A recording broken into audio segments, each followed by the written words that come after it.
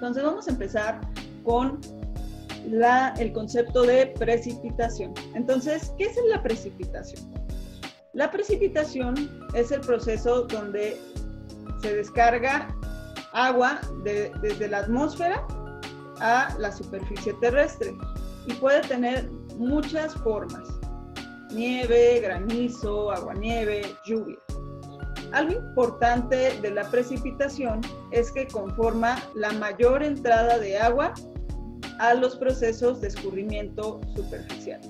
Es algo importante para los fenómenos que nosotros estamos viendo de erosión y de conservación de agua para la materia de agricultura de conservación. Entonces, por ello tenemos que conocer un poquito más cómo actúa la precipitación. Bueno, ¿cómo se forma? Un recordatorio de cómo se forma la precipitación.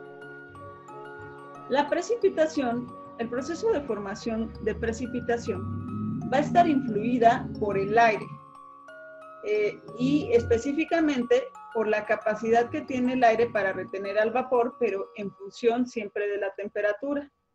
Todos conocemos que entre menor temperatura tenga el aire, va a tener menor capacidad de retener vapor de agua. Entonces,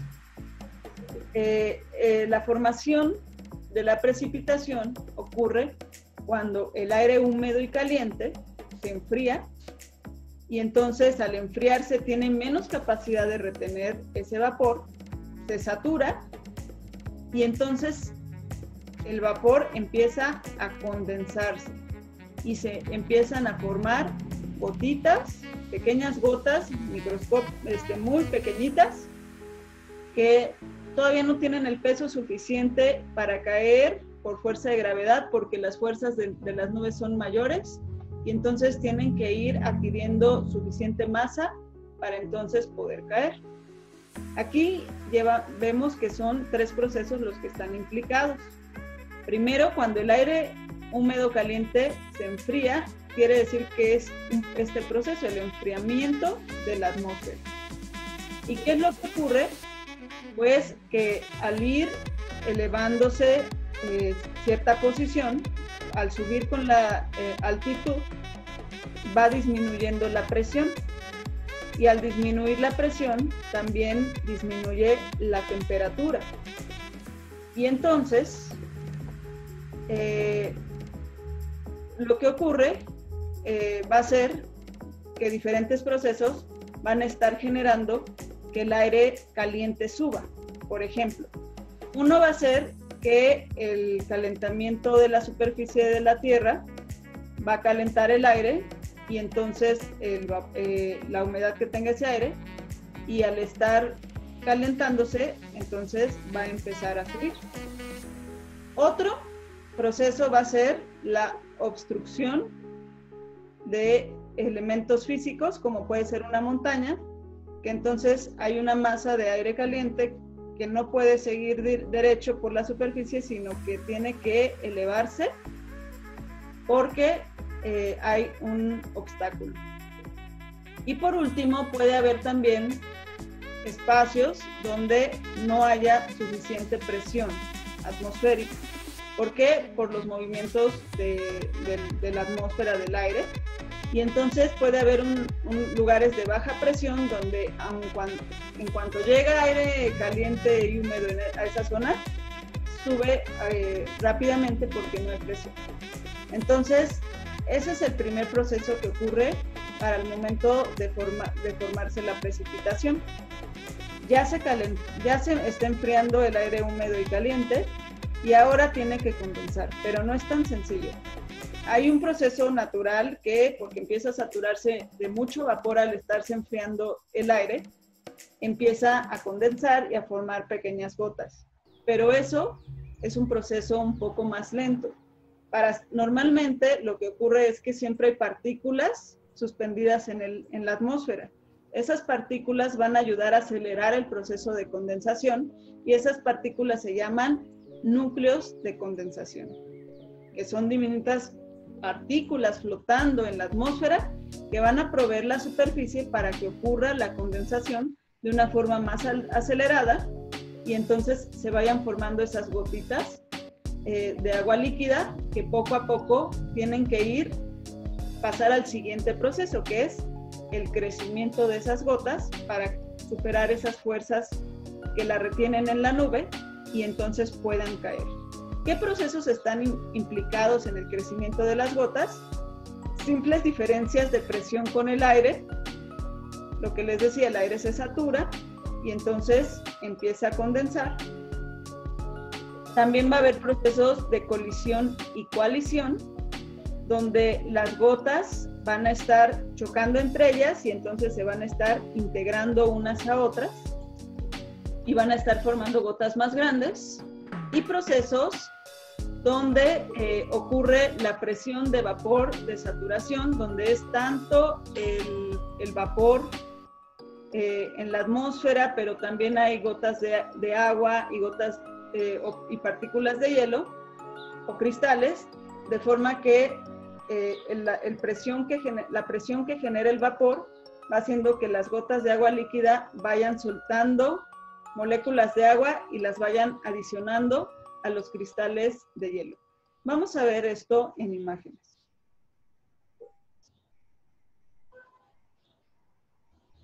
Bueno, aquí nada más recordando una frase importante de Leonardo da Vinci, que el agua es la fuerza motriz de toda la naturaleza. Entonces es importante que conozcamos cómo funciona tanto en las zonas exteriores como ya al interior de los seres vivos, pero ahorita nos estamos fijando en cómo es su dinámica en la atmósfera y en la Tierra, y eso nos importa mucho, principalmente en los procesos de erosión y también en el manejo eficiente del agua en sistemas agrícolas.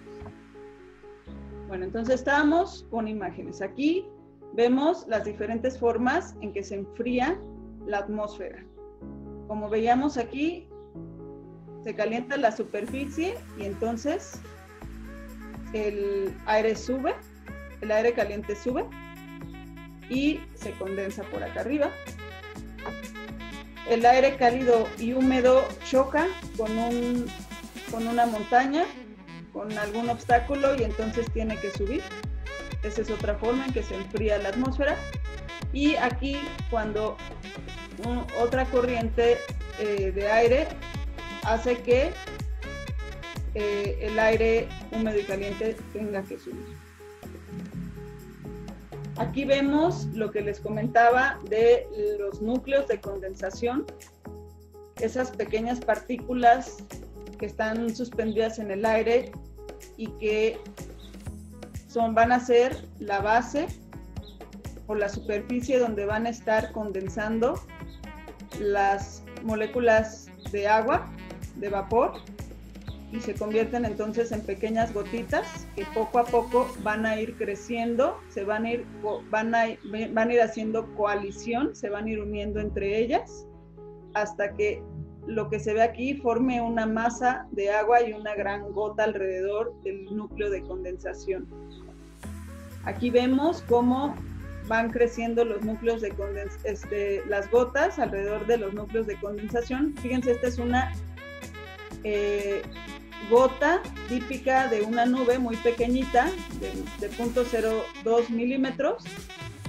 En este momento están fuertemente retenidas por las fuerzas de las nubes, no caen, pero conforme van haciendo colisión con otras gotas y coalición, de forma que se van uniendo, van formando gotas más grandes que van haciendo que la fuerza de gravedad o el peso de esa gota sea mayor a las fuerzas que la retienen en la nube, y al ir cayendo va chocando o va haciendo colisión con otras pequeñas gotitas y va creciendo y creciendo y creciendo y se convierte en una gota típica de lluvia que es de alrededor de 2 milímetros.